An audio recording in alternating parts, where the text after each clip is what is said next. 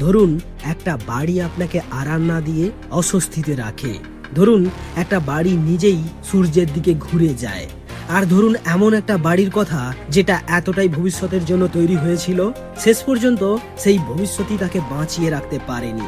তাহলে আপনি কি সেখানে থাকতে চাইবেন? আর যদি বলি এমন একজন মানুষের কথা যিনি শুধু একটা বাড়ি বানানোর জন্য নিজের জীবনের 33টা বছর দিয়ে দিয়েছিলেন, তখন কি আপনি তাকে পাগল বলবেন? পৃথিবীতে এমন কিছু বাড়ি আছে যেগুলো আসলে বাড়ি নয়। এক একটা প্রশ্ন, মানুষ কিভাবে বাঁচবে, কতটা আরাম তার দরকার, একটা শহর দেখতে কেমন হবে, আর ভবিষ্যতের বাড়ি আদৌ কেমন হওয়া উচিত। নমস্কার, স্বাগতম আপনাদের রহস্য প্রাচীরের নতুন একটি পর্বে। আজকের গল্পে থাকছে 7টা এমন বাড়ির কাহিনী যার কিছু মানুষকে ভবিষ্যৎ দেখিয়েছিল, আর কিছু মানুষকে বুঝিয়েছিল ভবিষ্যৎ সবসময় কল্পনার মতো সুন্দর হয় না।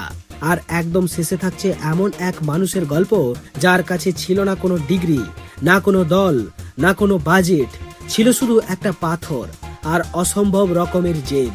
তাহলে চলুন শুরু করা যাক প্রথম বাড়িটা দিয়ে, যাকে একসময় ভাবা হয়েছিল পৃথিবীর ভবিষ্যৎ আবাসনের প্রথম নমুনা। নাম্বার 1, সালটা 1972। টোকিও শহর তখন দ্রুত বদলে যাচ্ছে।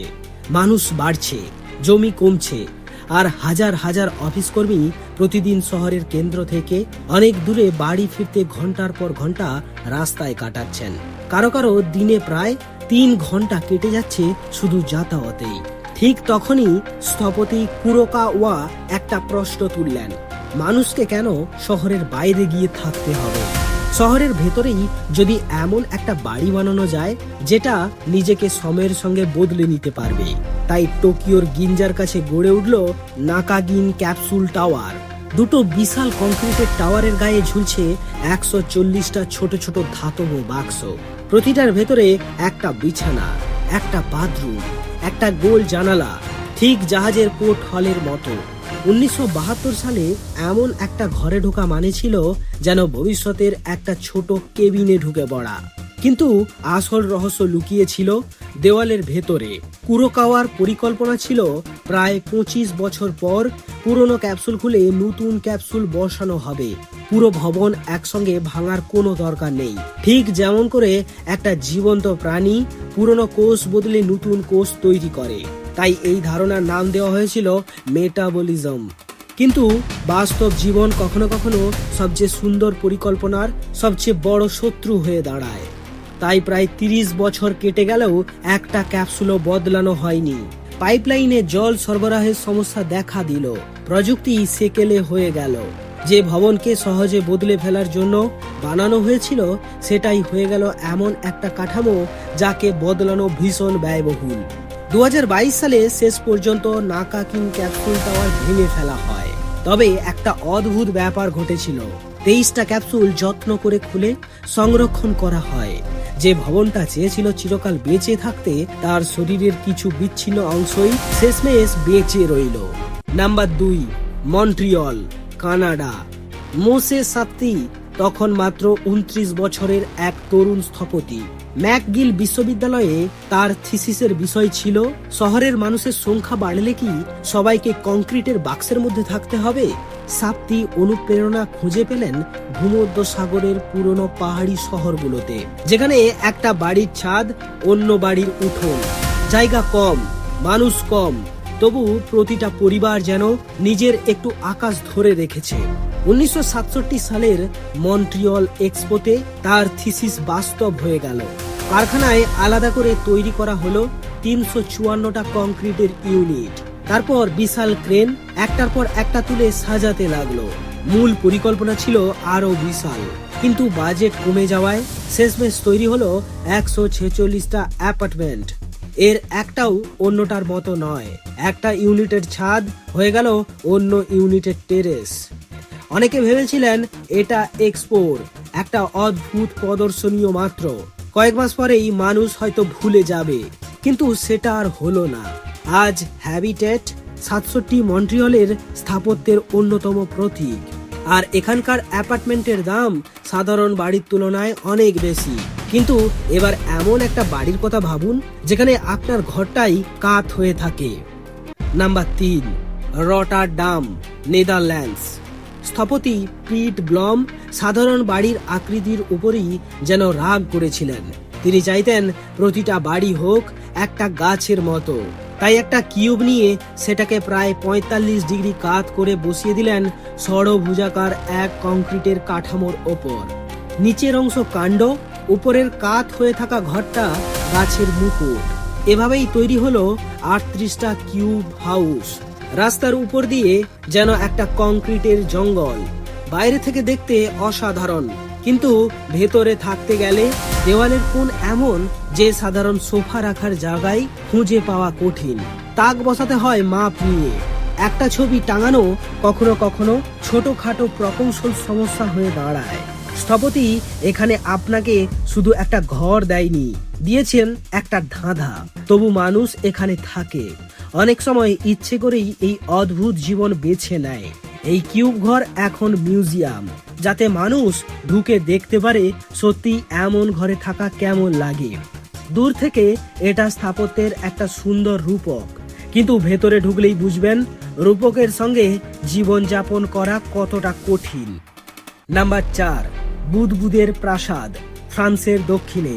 ভূমধ্যসাগরের নীল জলের দিকে তাকিয়ে দাঁড়িয়ে আছে প্যালে দে বুল, বুদবুদের প্রাসাদ। স্থপতি আন্তি লোভাগ বিশ্বাস করতেন সরল রেখা প্রকৃতির ভাষা নয়। মানুষের শরীর বাঁকানো, গাছের ডাল বাঁকানো, পাহাড় বাঁকানো, তাহলে বাড়ি কেন চারকোনা হবে? এই বিশ্বাস থেকেই জন্ম নিল তার হ্যাবিটোলজি ধারণা। 1975 সালে কাজ শুরু হলো।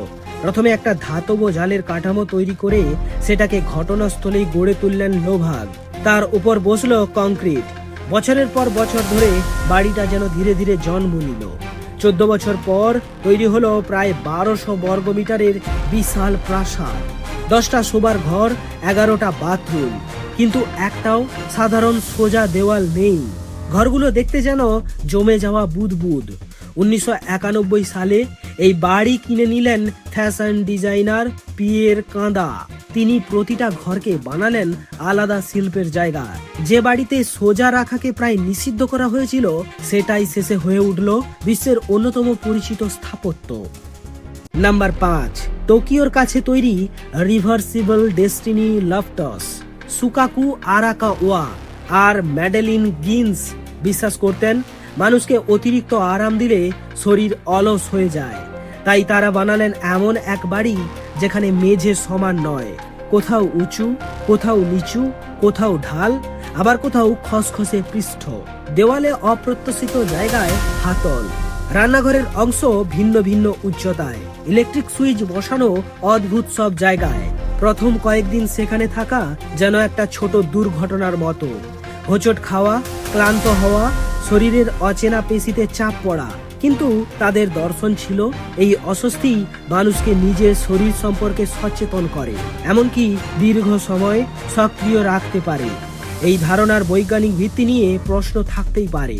আমরা যেভাবে বাড়ি বানাই সেটা শুধু দৃশ্য বদলায় না, আমাদের চলাফেরা আর অভ্যাসও বদলে দিতে পারে।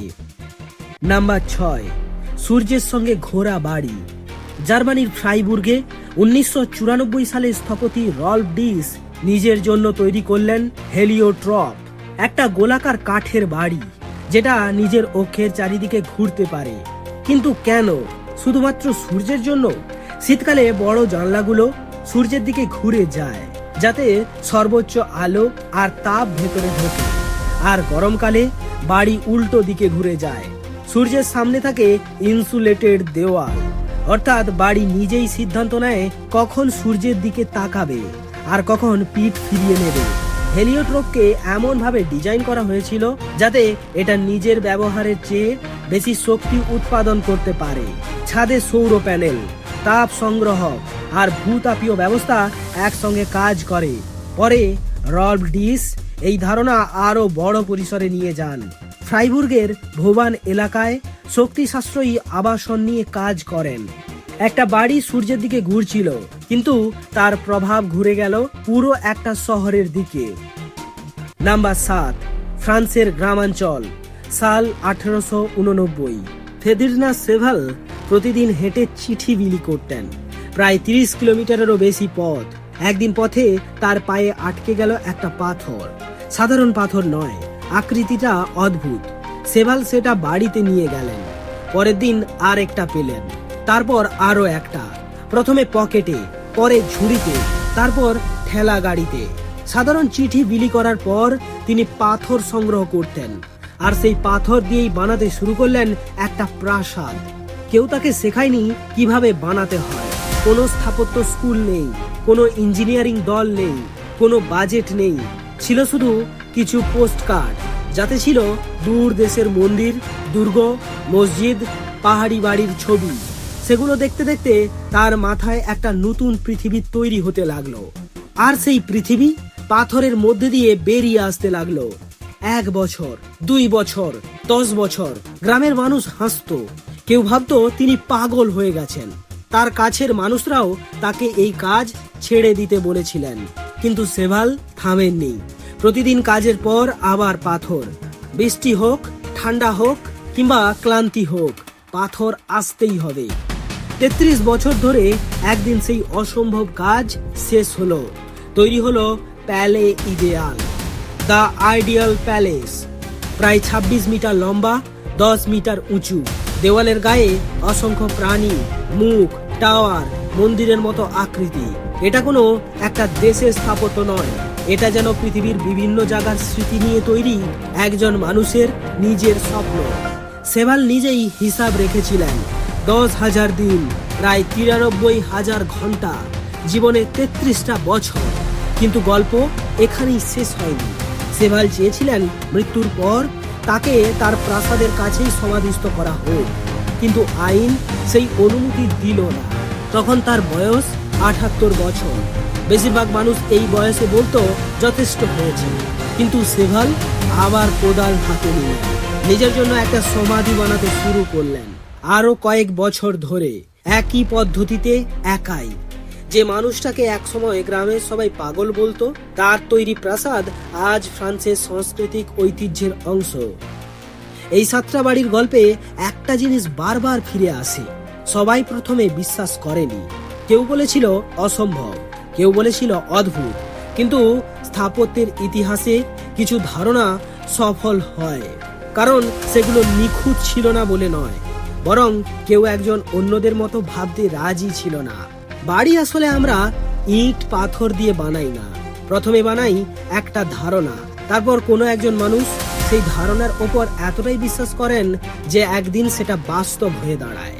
আর কখনো কখনো সেই মানুষটাকে সবাই পাগল বলে, কিন্তু সময়ের একটা অদ্ভুত স্বভাব আছে। আজ যেটাকে পাগলামি বলা হয়, কাল সেটাই ইতিহাস হয়ে যায়। তাই পরের বার কোনো অদ্ভুত বাড়ির ছবি দেখলে শুধু প্রশ্ন করবেন না এটা কে বানিয়েছে, বরং প্রশ্ন করবেন কি এমন দেখেছিল সেই মানুষটা যা আমরা তখনও দেখতে পাইনি।